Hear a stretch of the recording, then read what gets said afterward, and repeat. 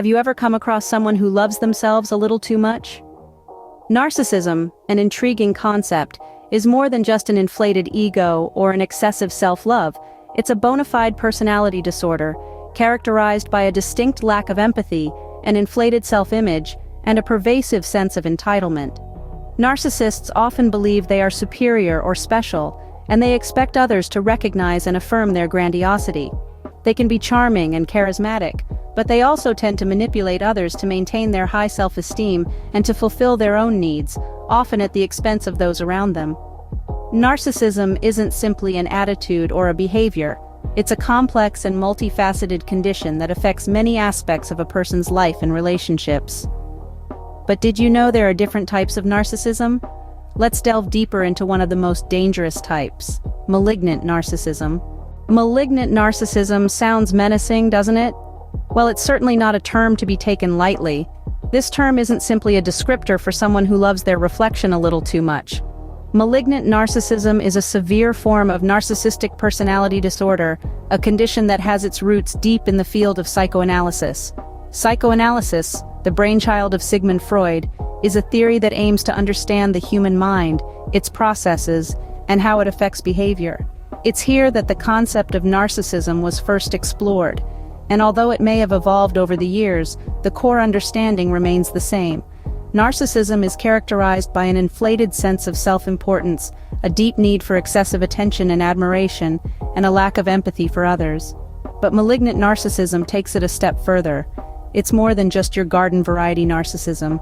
It's a mix of narcissism, antisocial behavior, aggression, and sadism. It's like a cocktail of personality traits that create a potentially harmful individual. Now, don't get me wrong, we all have a little narcissism in us. It's what helps us take pride in our achievements, allows us to stand up for ourselves, and motivates us to put our best foot forward. But malignant narcissism is a whole different ballgame. It's like the difference between enjoying a glass of wine at dinner and downing a whole bottle every night. One is a pleasant indulgence, the other is harmful and destructive.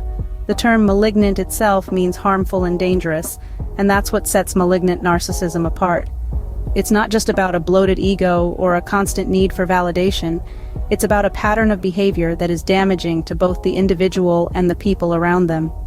So what does this mean for us? Are these narcissists evil? Are they dangerous? Can we change them? We'll dive into these questions as we go along. But for now, remember this. Understanding is the first step towards empathy and change. Now that we have a basic understanding of what malignant narcissism is, let's explore how it differs from other forms of narcissism. All narcissists are not created equal. This statement rings particularly true when we delve into the realm of malignant narcissism. Malignant narcissism, a term coined by the famous psychoanalyst Otto Kernberg, represents a severe form of narcissistic personality disorder characterized by elements of aggression, sadism, and paranoia that aren't typically present in other forms of narcissism. Let's start with aggression. While all narcissists can exhibit aggressive behavior, it's the intensity and frequency of this aggression that sets malignant narcissists apart. They often use aggression as a means to maintain their grandiose self-image and to control those around them. This aggression can be both overt, such as verbal or physical attacks, and covert, like manipulation or passive aggression. Next, we have sadism. This trait is unique to malignant narcissism and is not commonly found in other forms of narcissism. Sadistic pleasure is derived from inflicting pain, humiliation, or distress on others. For malignant narcissists, this sadistic tendency is a way to exert dominance and power, further inflating their inflated sense of self-worth. Lastly, paranoia adds another layer of complexity to malignant narcissism. While most narcissists are preoccupied with how others perceive them, malignant narcissists take this concern to the extreme. They are constantly on high alert, suspicious of others' intentions, and often perceive threats where there are none. This heightened state of paranoia can make them particularly volatile and unpredictable. Now, it's important to note that not all narcissists display these traits to the same degree. The spectrum of narcissism is broad and diverse, with malignant narcissism representing one of the more extreme and damaging manifestations.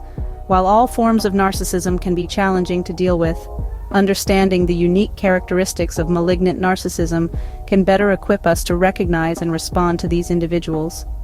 In conclusion, while all narcissists share a common core of characteristics, such as a grandiose sense of self-importance and a lack of empathy, malignant narcissists take these traits to a more destructive level with their aggression, sadism, and paranoia.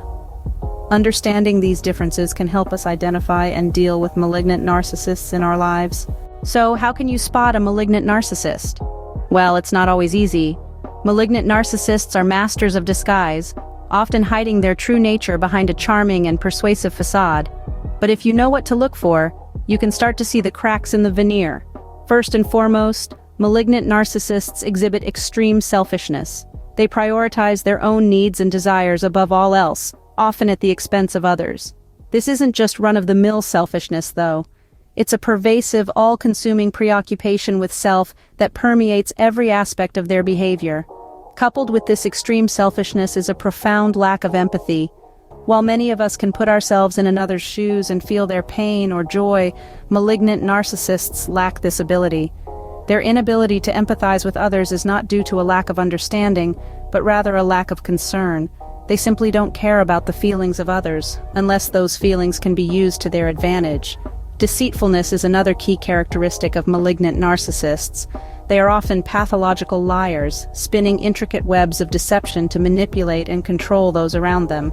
Their lies serve a dual purpose: to elevate themselves and to denigrate others. They'll often bend the truth, exaggerate, or outright lie to make themselves look better and to keep others off balance. Finally, malignant narcissists have an intense need for power and control. They seek to dominate every interaction and relationship, often using manipulation, intimidation, or even violence to maintain their power. They are not content with simply being in charge. They want to be the absolute center of attention, the star of the show, the one who calls all the shots. But remember, these traits are often hidden behind a charming and persuasive facade. Malignant narcissists are experts at presenting themselves in a positive light, often appearing charismatic, confident, and compelling. It's only when you dig a little deeper that the true nature of a malignant narcissist begins to emerge. Remember, these traits are often hidden behind a charming and persuasive facade. Living with a malignant narcissist can be a nightmare. As we delve into the impact of malignant narcissism on relationships, it's important to understand that the emotional and psychological toll can be profound. In personal relationships, a malignant narcissist often exhibits intense controlling behavior. They may manipulate their loved ones through guilt, fear, or outright hostility. This manipulation is not always overt. It can be subtle, insidious, and wrapped in the guise of love or concern. The goal? To maintain dominance and control. The narcissist's constant need for admiration and validation can also be exhausting for those in their orbit.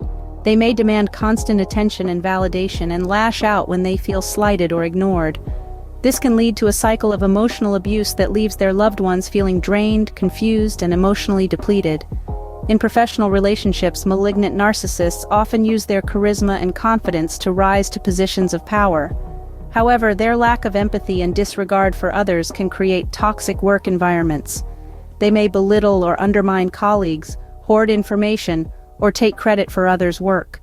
Their leadership style is often characterized by fear and intimidation, rather than collaboration and mutual respect.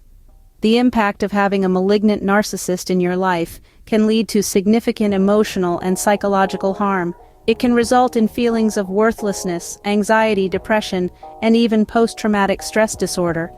The continuous cycle of idealization, devaluation, and discard can leave individuals feeling lost, unloved, and unsure of their own worth. However, it's crucial to remember that you are not the problem. The narcissist's behavior is a reflection of their own inner turmoil and insecurity. It's not about you, it's about their desperate need to feel superior and in control. It's important to remember you cannot change a narcissist, but you can control how you respond to them. Stand your ground, establish boundaries, and seek support when needed. You are not alone in this, and there are resources available to help you navigate these challenging relationships. So, what have we learned today about malignant narcissism? We've delved into the heart of narcissism, distinguishing malignant narcissism from other forms. We've discovered that, unlike typical narcissists, malignant narcissists possess an aggressive, antisocial dimension, making them potentially dangerous. They're not simply self-absorbed people, but individuals with a severe personality disorder. We've explored the impact of malignant narcissism on relationships, how it can create toxic dynamics and cause emotional harm. But it's not all doom and gloom. There are ways to cope. You can set clear boundaries to protect your mental and emotional health. Reach out to supportive networks, friends, family, or a mental health professional. Practice self-care. Engage in activities that bring you joy and peace. It's crucial to remember that you cannot change a malignant narcissist. Their transformation requires professional help, and even then, it's a challenging journey. Remember, knowledge is power. Understanding malignant narcissism can help us protect ourselves and promote healthier relationships.